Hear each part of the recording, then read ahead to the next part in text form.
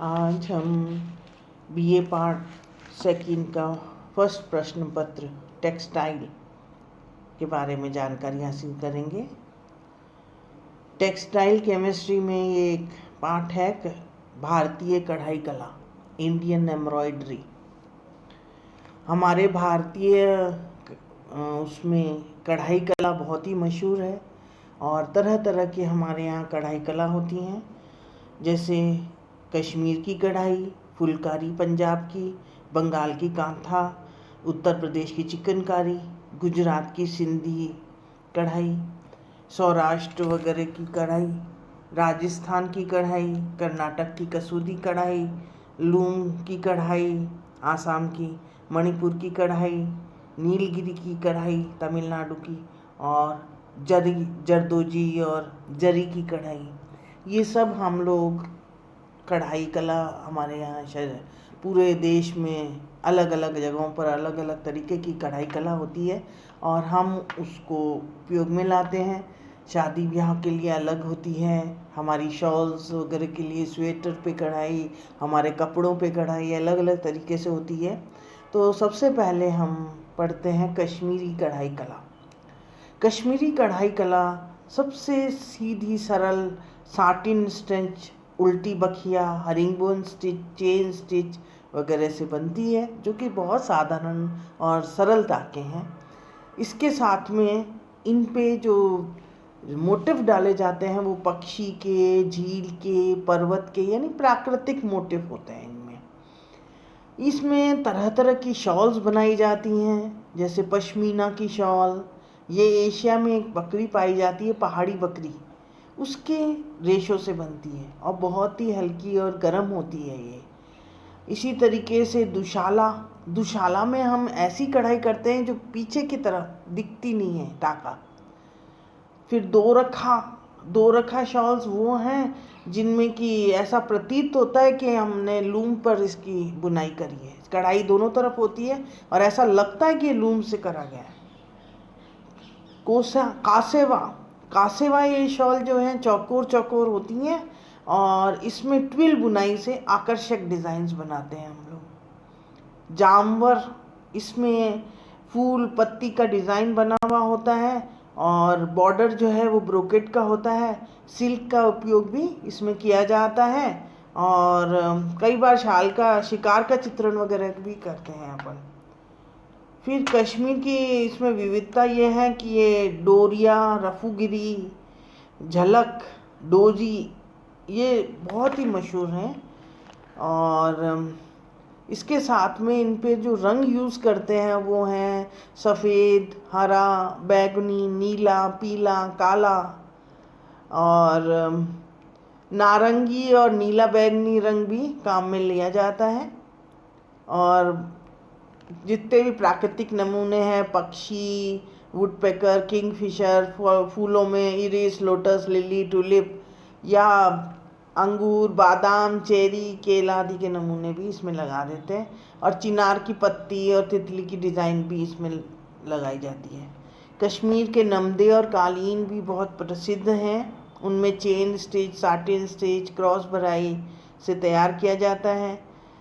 Gabba या फिरन बोलते हैं जिसे, वो भी सर्दी में मौसम में बहुत पहना जाता है। गर्म कपड़े के ऊपर कढ़ाई की जाती है, आकर्षक डिज़ाइंस उसमें दी जाती हैं और इस तरीके से हम नेक्स्ट कढ़ाई आती है कश्मीरी कढ़ाई के बाद में। नेक्स्ट कढ़ाई है पंजाब की फुलकारी।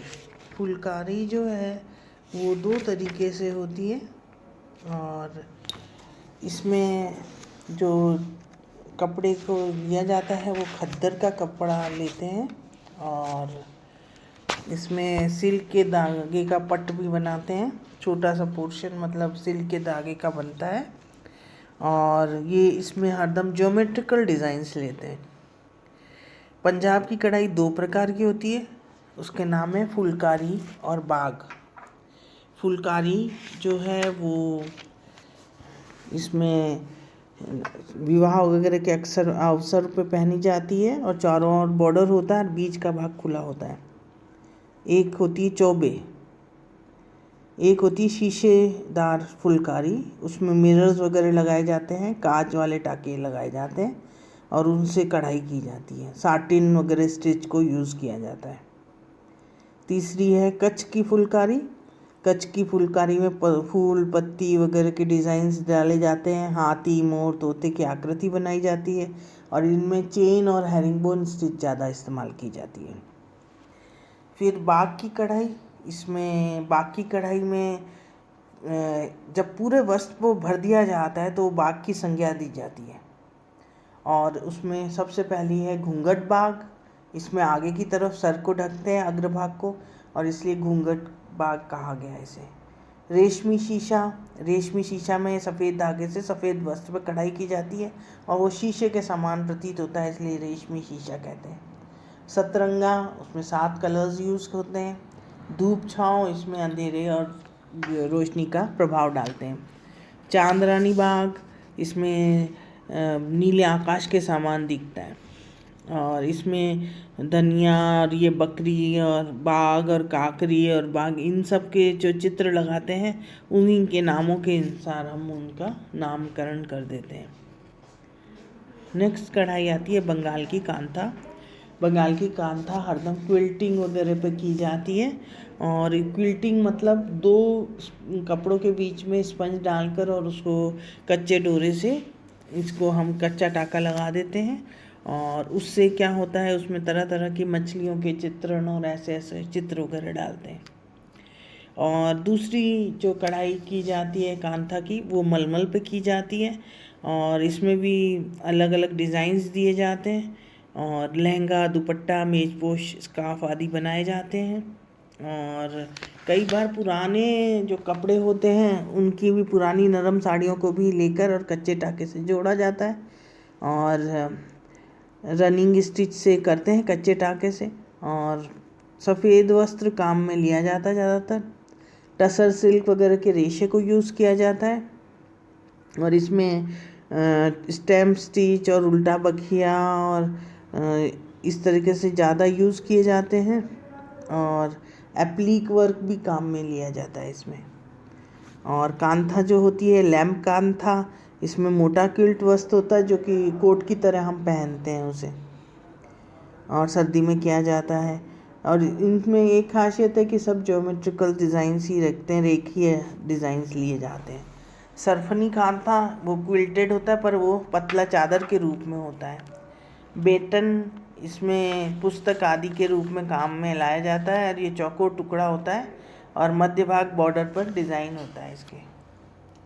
और कांथा, इसमें गद्दी का खोल होता है, उसमें आकार का 2 बाई 1.5 फीट का, और उसमें मध्य भाग में कमल, फूल, बॉर्डर, पशु पक्षी आकृति, कोनों में पेड़, फूल, पौधे आदि बने हुए होते हैं। दुर्जानी में चौकोर टुकड़ा होता है, उसका रंग गहरा बैंगनी होता है।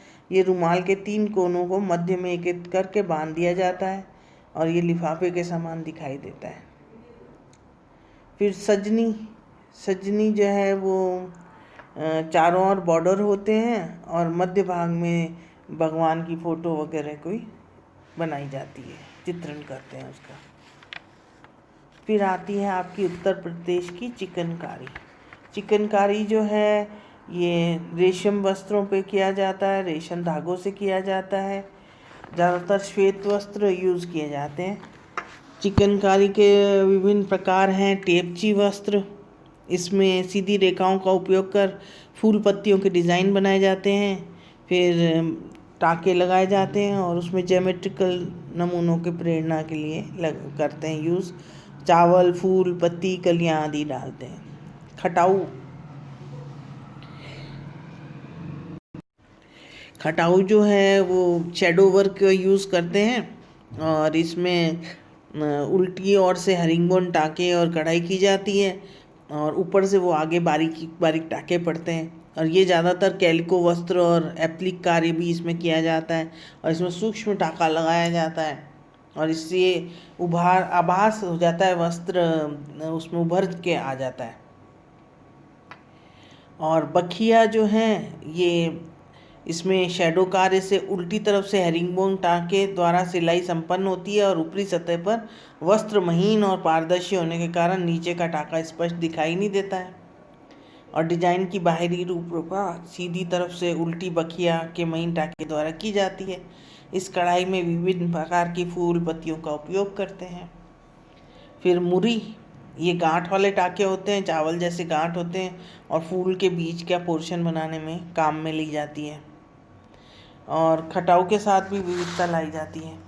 फंडा, इसमें गांठ वाले टाँके के समान ही होती है किंतु काज वाले टाँकों का बटन होल स्टिच से डिज़ाइन में छोटे छोटे छिद्र बना दिए जाते हैं और इससे डिज़ाइन में सुंदरता आ जाती है। और जाली जो है ये खींचकर उसमें कभी कभी छोटे छिद्रों को चारों ओर सिलाई से कस दिया जाता है। इस पर ये डिज़ाइन में जाली बनाकर सुंदरता बनाते हैं इसमें। फिर आती है नेक्स्ट है गुजरात की कढ़ाई। गुजरात की कढ़ाई जो है वो सिंधी कढ़ाई होती है। ये ज़्यादातर ओढ़ने, क्विल्टिंग और बच्चों के बिछौने, मोती वगैरह सामग्री से सीप, बटन, शंख इत्यादि उस पर लगाए जाते हैं कढ़ाई के द्वारा। और सिंधी कढ़ाई में हम उसके साथ में कांच वगैरह लगाते हैं, फूल पत्ती के डिज़ाइन बनाते हैं। और कच्छ की कढ़ाई में चेन टाँका और खुली चेन के उससे कांच वगैरह लगाए जाते हैं। हरा लाल रंग इनमें लिया जाता है। और सौराष्ट्र की कढ़ाई 3 श्रेणियां अपनाई जाती हैं। कथापी शैली, तोरण, चक्रा, रेशमी धागे से तुरपन का टाँका लगाया जाता है जिससे धागा खड़ी और आड़ी अवस्था में रहता है। इसके साथ हरिबोन टाँका लगाया जाता है। वस्त्र के बीच का मध्य भाग में चौकोर डिज़ाइन बने होते हैं और अष्टकोण वाले सितारे से जोड़ा जाता है और कांच का नियमित अंतराल में लगाया जाता है। काम्बी की कढ़ाई में सौराष्ट्र में सतवाड़ा, मेहर और ओबती में ये ज़्यादा की जाती है। फूल, पक्षी, मानव आकृति बनाई जाती है और चेन टाँके द्वारा बनाई जाती है और मरने के हरिंगबोन टाँके का भी उपयोग करते हैं।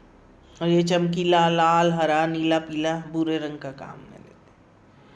और सफ़ेद और पीले वस्त्रों में ये काम में लिया जाता है। पीले रंग की पृष्ठभूमि पर कढ़ाई अधिक आकर्षक लगती है और गणेश चित्र वगैरह भी बनाए जाते हैं गणेश जी के। फिर आती है आपकी राजस्थान की जो कढ़ाई है ये ज़्यादातर जूते वगैरह में होती है। आरी तारी का काम करते हैं और चमड़े और नमदे में सुंदर आकर्षक डिज़ाइन वगैरह बनाते हैं।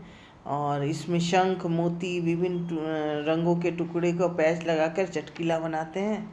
गोटा, जरी, आरी तारी का काम जयपुर, जोधपुर, अजमेर में बहुत बहुमूल्य भारी सूक्ष्म कढ़ाई वाला किया जाता है और कच्छ की कढ़ाई की तरह सूक्ष्म कढ़ाई भी की जाती है। नेक्स्ट आता है कसूती कर्नाटक की कढ़ाई है और ये सूती वस्त्र में चमड़े पर अन्य सूती वस्त्रों के समान ही की जाती है। और इसमें खासियत ये है कि दोनों तरफ ये एक ही डिज़ाइन नज़र आता है। कसूती कढ़ाई धागों को गिनकर की जाती है। ताने में बांधने के धागों को गिनकर इकाई बनाई जाती है। 3 से 6 धागों की इकाई बनी जाती है। इकाई कार्य संपन्न होने तक बनी रहती है, बदली नहीं जा सकती है। ये कढ़ाई में गांठें नहीं लगाई जाती। इसमें उल्टी बखिया के छोटे टाँके ही कढ़ाई प्रारंभ हो जाती है। टाँके सरल, सूक्ष्म, बारीक और सुंदर होते हैं और अति सूक्ष्म सुई की आवश्यकता होती है। और ये धागे जो हैं न कि छेद नहीं करने चाहिए, नहीं हो, इसलिए ऐसा यूज़ करते हैं। और कसूती कढ़ाई में निम्नलिखित टाँके हैं: गवंथी, मुर्गी, नेगी। गवंथी जो सरल टाँका है, दोहरा कच्चा टाँका। मुर्गी जो है वो समान दूरी पर एक समान होते हैं और त्रिकोण और चौकोर आयतकार छोटे फूल बनाकर एक बड़ा डिज़ाइन बनाया जाता है। नेगी, ये वीव यानी टाँका जो है वीव की तरह से दिखता है, ऐसा लगता है बुना हुआ कपड़ा हो। शीघ्रता से टूट जाते हैं, इसलिए काजू, फूल, हीरे, मोमबत्ती, शेर केवल नेगी टाँकों के उपयोग से ही बनाए जाते हैं। फिर मेंथी, ये टाँका क्रॉस स्टिच के समान होता है और हेरिंगबोन टाँके से मिलता है। इससे फुलकारी, चिकनकारी और कश्मीरी कसीदे में भी सही काम में लाया जाता है। और डिज़ाइन कसूती कढ़ाई के काम आते हैं और गोपुरम, लैंप स्टैंड, नाग देवता, राम झूला, मानव आकृति आदि यूज़ में लेते हैं। लूम की कढ़ाई आसाम की होती है। आसाम में शाल, दुशाला, स्कार्फ आदि इस प्रक्रिया से बनते हैं। पैठन कसीदाकारी, इसमें चांदी व सोने की तार को लूम पर खींचकर बांधा जाता है और कागज़ बनाकर ताने के तारों के सामने रख देते हैं और शटल की कढ़ाई द्वारा कढ़ाई होती है और धातु के धागे भी इसमें कढ़ाई में काम में लेते हैं। बूटीदार कढ़ाई, ये भी शाल और दुशालों पे होती है और गर्म वस्त्र बनाने के लिए आवश्यक होती है। फिर चांबा की कढ़ाई हिमाचल प्रदेश की है, जो टसर सिल्क और महीन सूती वस्त्रों पर कढ़ाई की जाती है। कढ़ाई का पहला नमूना कुरुक्षेत्र की लड़ाई का चित्रण इत्यादि करे जाते हैं। फिर मणिपुर की कढ़ाई, ये बॉर्डर पे कढ़ाई की जाती है। लुंगी, साड़ी आदि कढ़ाई गहरे रंग में की जाती है और गहरे रंग से अधिक आकर्षक लगते हैं। गहरे लाल रंग व चॉकलेट का उपयोग किया जाता है। नीलगिरी की टोडा कढ़ाई तमिलनाडु में की जाती है और इसमें फूल पत्ती बनाए जाते हैं। वस्त्र को कूटकर तारे के कूद को उभारा जाता है और धागों को गिनकर कढ़ाई करते हैं और देखने से लूम के समान ही लगता है। कला उल्टी तरफ का वस्त्र सीधा नजर आता है और असम की लूम की कढ़ाई मिलते हुए रंग के टाके से काम में लिए जाते हैं। फिर जरी की कढ़ाई, जरदोजी जो है वो कढ़ाई करने को धातु व तार का धागा बनाने की प्रक्रिया को तो कला बातून कहते हैं। और जरी जो निर्माण होता है, और ये सबसे पहले धातु की पतली जड़ बार तैयार की जाती है और उसे खींच के पासा कहा जाता है। पतला बनाते हैं फिर बांधला प्रक्रिया द्वारा तार को चपटा किया जाता है। और जरदोजी में ये पतले तार, गोल घुमावदार तार, सलमे, सितारे आदि का काम होता है और कोट, जूते, साड़ी, ब्लाउज तैयार किए जाते हैं। कादम्बनी में जरदोजी का हल्का कार्य होता है। इसमें कोट, साड़ी, टोपी, साफ तैयार किए जाते हैं और कादम्बनी का कार्य अच्छा होता है। ये करचोबी के 5 विविधताएं प्रसिद्ध होती हैं और ये जूती वगैरह और फ्रेम पे वस्त्र चढ़ाकर साटिन और बकरम का अस्तर लगा के कढ़ाई करना बहुत सरल हो जाता है। तो इस प्रकार हमने सीखा कि किस तरीके से कढ़ाई की जाती है। भारतीय परंपरागत कढ़ाइयाँ कौन कौन सी हैं। धन्यवाद।